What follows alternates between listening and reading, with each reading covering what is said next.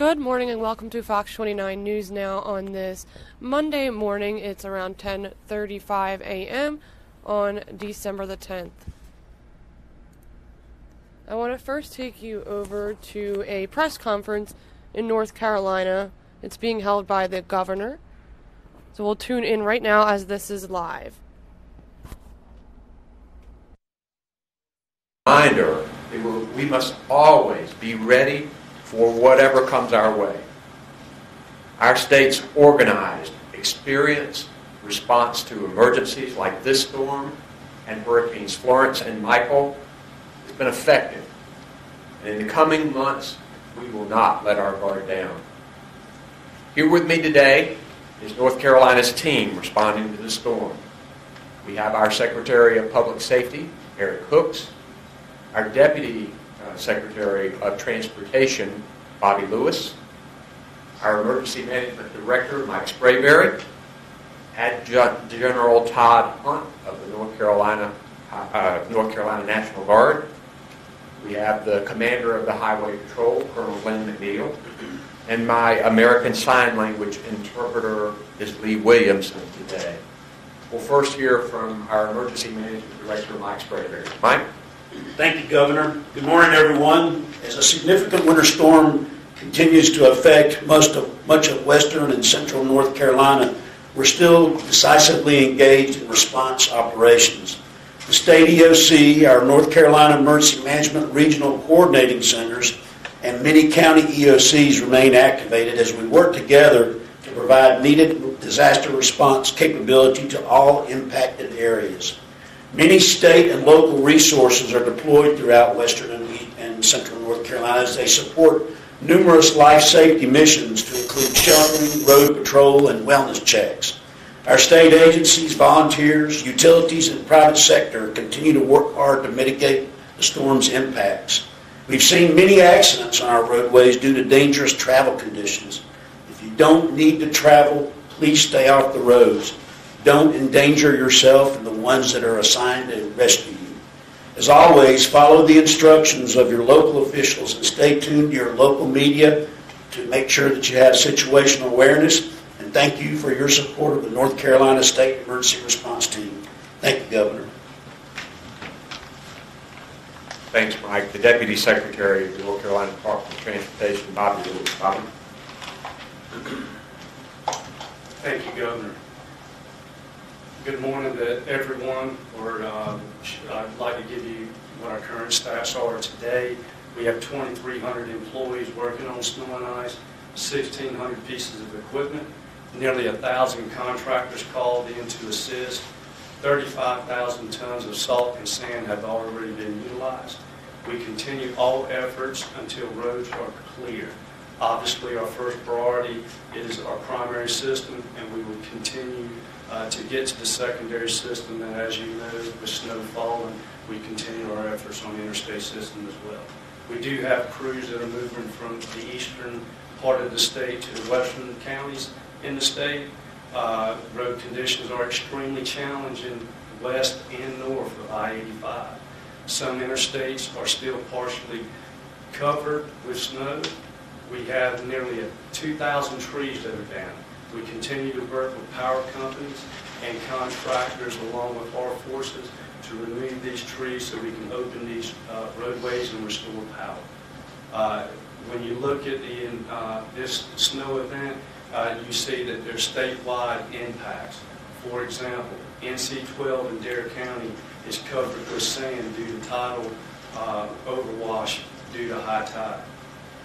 US 70 on the Neuse River had a tractor trailer go into the river that recently got removed, and we have crews on site to try to repair that bridge as quick as possible and restore traffic on US 70 in Illinois County.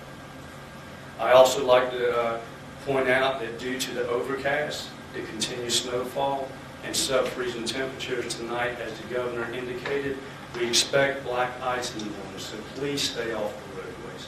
If you must travel, please check drivenc.gov. Thank you. Thank you, Bobby. Now the Commander of the North Carolina Highway Patrol, Colonel Lynn McNeil. Thank you, Governor. Good morning. Members of the State Highway Patrol continue to respond to traffic collisions and calls for assistance as a direct response for this winter weather event. Our troopers are working closely with our local authorities and state partners to identify and remedy hazardous conditions along our roadways. The Highway Patrol, since this storm has started, has responded to 672 collisions and 1,571 calls for service from the onset of this storm. For those of you who must travel on today, please realize that the potential for danger is very real. Don't let your guard down. Please heed the warnings that Governor Cooper has just given. Our Department of Transportation is working diligently to clear these roadways. But don't assume that because a road has been scraped, that is completely free of hazards. The potential for downed trees and roadways and areas of refreeze and moisture should be at the forefront if you are traveling. Please maintain a safe speed as you have to go out and about and travel. Our roads are dangerous. Black ice can sneak up at a moment, so please be careful if you must be out and about. Continue to utilize drivenc.gov for up-to-date roadway conditions for your planned routes. I want to thank all of our first responders, and especially our state troopers, for all the great work that you've done over the last 2 days, keeping our roadways safe. Your actions have not gone unnoticed. Thank you. Thank you, Colonel. Now, Brigadier General Todd Hunt, the North Carolina National Guard. Thank you, Governor. And I would like to give a quick update on the National Guard's activities as we know them today. We have expanded our operations into Merriam, Mount Airy, and Yadkinville. Over the last 24 hours, we've continued to provide road assistance with our partnerships with DOT and the North Carolina State Highway Patrol and local services. Our main efforts right now have been on Interstate 77, Interstate 85, and around the Greensboro area. We understand road conditions are tough. We are, again, with our team and partners, helping the citizens. Besides from our normal road assistance, a good news story in the last 12 hours, we were notified of 5 families in the North Wilkesboro area who were stranded without power and small children. We were able to drive on impassable roads. We rescued and took those families, approximately 20 people, to a shelter. This is a good news story as we've done this in the past. Again, our citizen soldiers and airmen are also taking care of the citizens of North Carolina. And with that, I'd like to commend them for putting their lives on hold and their events on hold to help their fellow citizens of North Carolina. Thank you.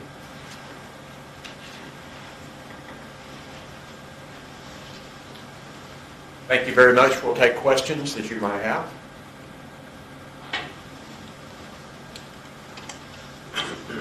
I'm sure we'd all be interested in any more details on that rescue operation. If they could be made available, I don't know about now or later. Maybe what shelter they were taken to if they're still there. You got details, General? You want us to just get them? We'll get into it. All right. We'll get into it. And then if I could ask a question about road conditions. And I understand we're dealing with a broad geography here, so maybe if we could speak to Metro Raleigh and Durham and then maybe talk about further west as well. It seems like it was a little dicier today than it was after the rain started coming down yesterday. Do you expect roads to be more like they were yesterday as it warms up a little bit and as the rain comes in, or what are we looking at comparing today to yesterday? Secretary Lewis. I think yesterday with the ongoing rain, that helped us out quite a bit. The temperatures are a little lower, so I would anticipate it would not be as favorable as it was yesterday. Any other questions? Gary? Governor, I wasn't here yesterday, but I saw in a story that in the the US 70 wreck with the truck, that they were searching for the driver. Is there an update on that? Colonel McNeil. Thank you. The cab of the truck has been recovered and removed from the river. However, the driver has not been located. From the information that we obtained this morning, the dive team will continue their ongoing search efforts to try to recover the body.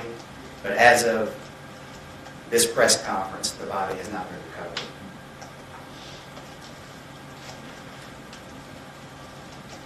Further questions? Okay, we'll let you know when we're coming back. Thank you very much for your attention.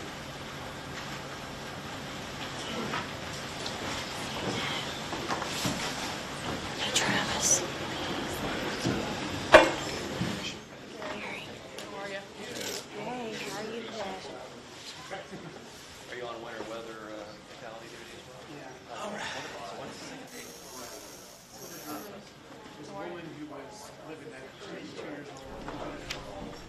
Once again, that was the governor in North Carolina addressing the storm, the terrible storm that came through, bringing heavy snow and freezing rain across a large section of the South. It left many thousands without power Sunday as a wintry precipitation blast through the region. Over 247,000 customers in North Carolina are without power as of 2 p.m. yesterday. Freezing participation continues to fall, and once again, that was the North Carolina Emergency Management, just with an update on that storm, and they urge everyone to remain safe and please do not travel if you do not have to. And then it's not really too bad.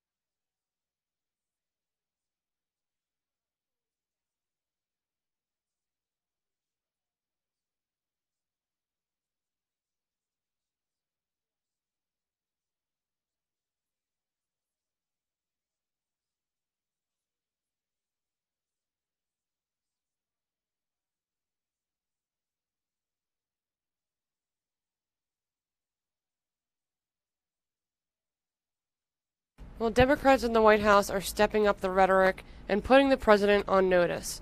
Two incoming chairmen made it clear over the weekend that special counsel Robert Mueller's probe will not be the end of the president's problems.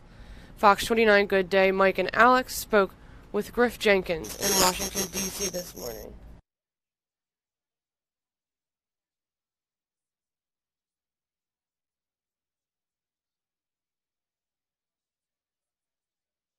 Democrats in the House are stepping up the rhetoric, for sure, and putting the president on notice. Two incoming chairmen made it clear over the weekend that special counsel Robert Mueller's probe would not be the end of the president's problems. Griff Jenkins in for Doug. Hey, Griff.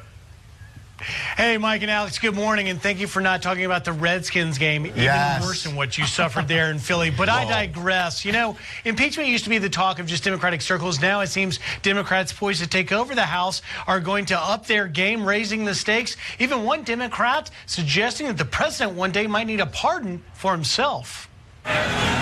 At the Army-Navy game in Philadelphia Saturday, President Trump seemed to relish his role as commander-in-chief. But on Sunday in Washington, a different scene. Democrats on the Sunday shows talking impeachment or worse. Well, they would be impeachable offenses. Whether they are important enough to justify an impeachment is a different question, but certainly they'd be impeachable offenses. He may be the first president in quite some time to face the real prospect of jail time. All this comes after we learned on Friday that the president's former lawyer, Michael Cohen, could face jail time for orchestrating hush money payments to two women. And Democrats may haul him to the Hill to answer even more questions. And former FBI Director James Comey continues to draw the president's ire after testifying on Capitol Hill Friday. Trump tweeting, "Leaking James Comey must have set a record for who lied the most to Congress in one day. His Friday testimony was so untruthful." Comey will be back on the Hill next week. And we have a lot more questions for him at that time. So I think we should reserve judgment on that until after we have had the opportunity to finish our examination of him. But it certainly is disappointing and disturbing. And one other development over the weekend, Mike and Alex, and that is President Trump will face off with Democrats with a new chief of staff. John Kelly will be leaving. The president says at the end of the year. As to who that new chief of staff will be, well, that's anybody's guess. But I can tell you one thing, it won't be Mark Sanchez, guys. No, it's probably somebody who used to work for Fox News Channel. Maybe it's you, Griff. Just announce it now. No thanks. I respectfully decline. Thank you, though. He's like, I want no parts of that. Good to see you, Griff. Thank you.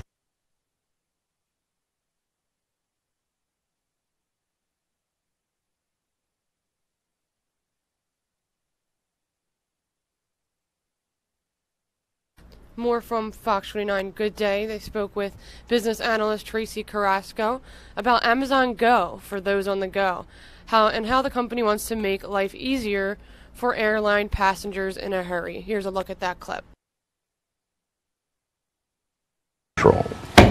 Amazon may be setting up cashier-less stores, especially in airports, you know, when you're in a hurry. So, Tracy, first explain, they track it through your phone. Is that how they charge you? Because you just walk out, right?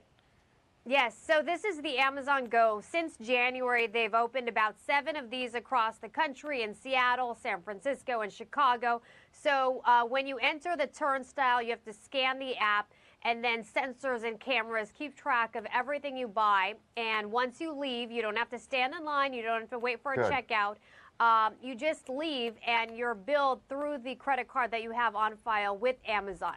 So Amazon now reportedly looking to bring these Amazon Go stores to airports, looking at some of the major U.S. airports across the country. So that would be great for on-the-go travelers, because when you're trying to catch a flight, you don't want to wait in line. So this would, I think, be very convenient, very helpful. Once again, Amazon getting into yet another industry likely to disrupt it if this does happen.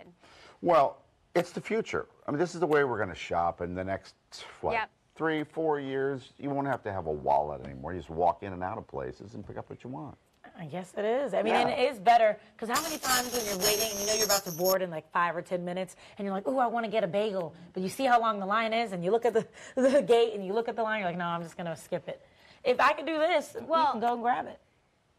Yeah, well, some of the airports here in New York City, now they have the self-checkout kiosk, which of course is a lot faster, but this is just taking it to a next level. Yeah, I like it. Every time I try to do that, there's somebody with a coin purse, you know, picking out the pennies. Counting out specifically. Let's see here, what is it exactly? 53 cents. It's 50. Oh, I think I have that. But of course, we have to mention that some people might lose their jobs, so that's always the unfortunate downside. That's true, yeah. Of things like this, technology. Tracy, hope you had a good weekend. We'll see you tomorrow. Thanks. See you tomorrow. Okay, you got it.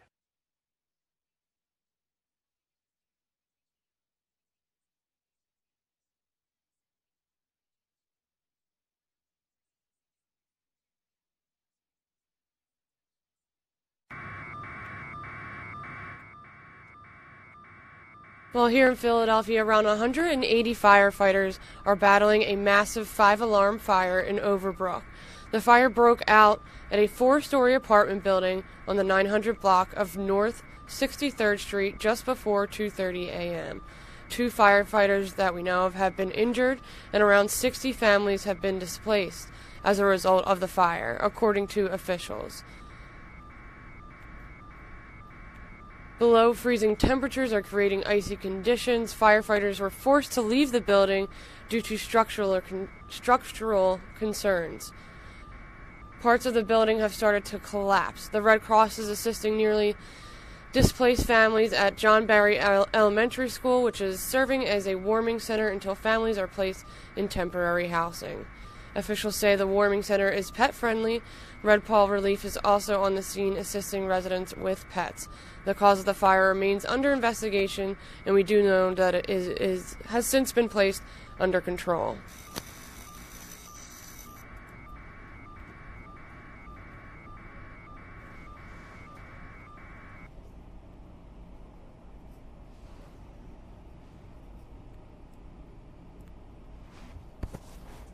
Fox 29's Lauren Johnson, who's live at the scene and has more information. Lauren? Hey, good morning to you. Yeah, nearly 6 hours after this fire started burning here at 2:15 this morning, it is finally placed under control. Still burning, but contained to a specific area, and that's the top of the 4-story apartment building that went up in flames. One woman who lives here says it was an unattended candle, but we have no official confirmation from fire officials. What we do know is that the fire quickly grew to 5 alarms, which Commissioner Adam Teal says is unusual for his fire department. He says on average they do about 8 to 10 fires a day, but they haven't had a 5-alarm fire since May of this year. When it started, everyone, of course, running out of the building, firefighters running inside to save lives. They think, thankfully, everyone did make it out safely. 2 firefighters were injured in the firefight, and what proved to be even more troublesome than the fire itself was the cold. Almost a half of our on-duty shift strength is here now. We've been restoring companies. We've been calling people back from off-duty to place reserve apparatus in service to maintain coverage in the rest of the city. Again, the other incidents don't stop. So while this fire's been going on, we've been going to other fires. Our medics, of course, are always extremely busy. They've done hundreds of EMS runs in the same time that we've been here doing these fires. Several agencies were on hand to assist the fire officials here, including the Salvation Army, Red Cross, Red Paws, and SEPTA. SEPTA holding buses outside this apartment building for people to take refuge so they would not be caught in the night's cold. Red Cross, of course, blanketing people and eventually taking them to a nearby shelter at an elementary school, and Red Paws making sure those animals made it out safely. The commissioner telling us this fire could have been much worse, so we're thankful. 2 minor injuries. Those firefighters were treated and released. No casualties, but a really bad start to a Monday.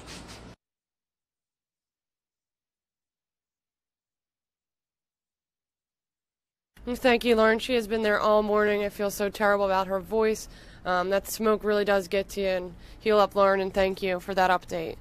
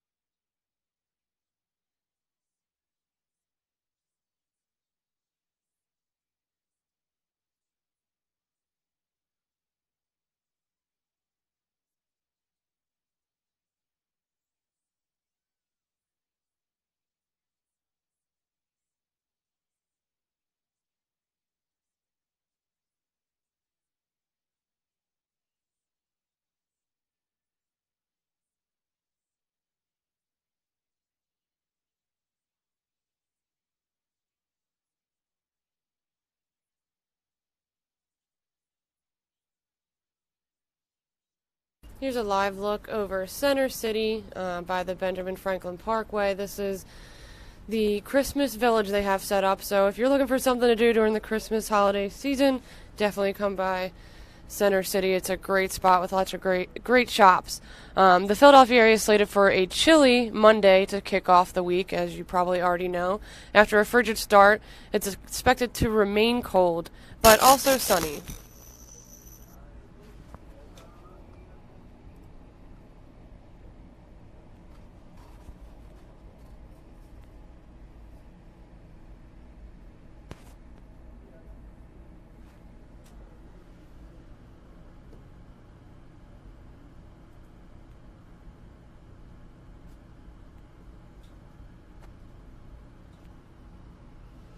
There's a look at that crazy storm down in the south that we heard about in the beginning of the show. We heard from the governor of North Carolina. It's massive, and there's definitely a lot of damage, and they encourage people to remain safe and do not travel.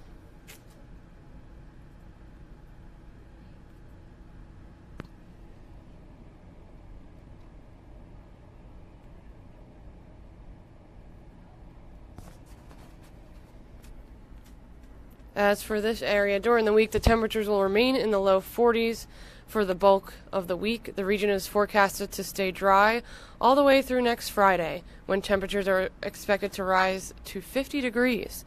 For more on weather, you can download the Fox 29 Weather Authority app to keep up with the latest forecast, and also sift through some more slides here so you can take a look at what's going on for the week.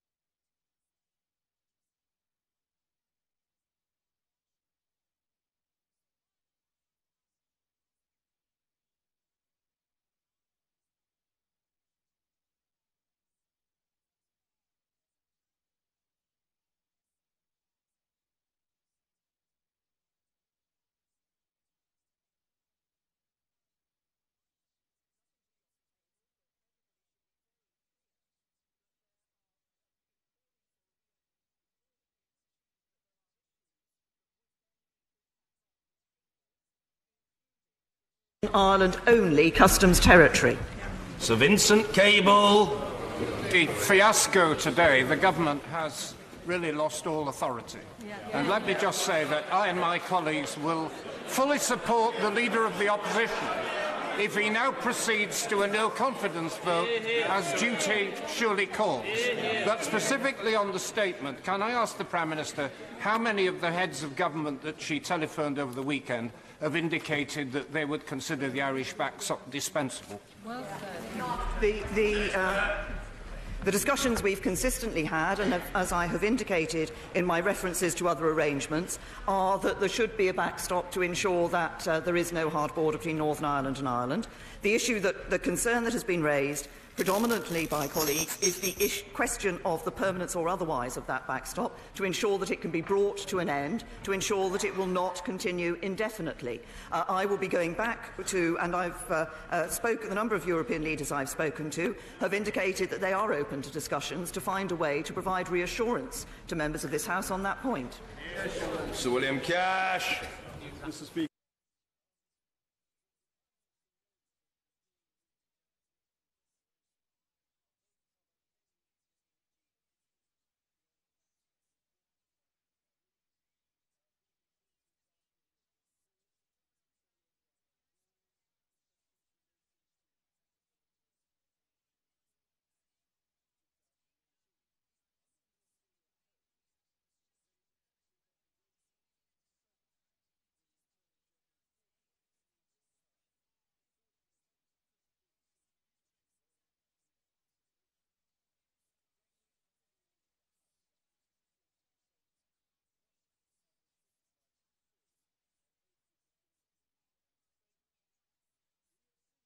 That was news that British Prime Minister Theresa May has postponed Parliament's vote on her European Union divorce deal to avoid a shattering defeat. That was a look at some of that coverage. Unfortunately, that's all we're going to have today for News Now. You can tune in tomorrow, and I will try and have some news on France as requested. I appreciate you guys tuning in, and you can catch me tomorrow around 11 a.m. Thank you for watching News Now. Make sure you watch us at 5, 6, 10, and 11 tonight on our broadcasts, and check us out on Facebook and Twitter for all the latest and breaking news. Take care.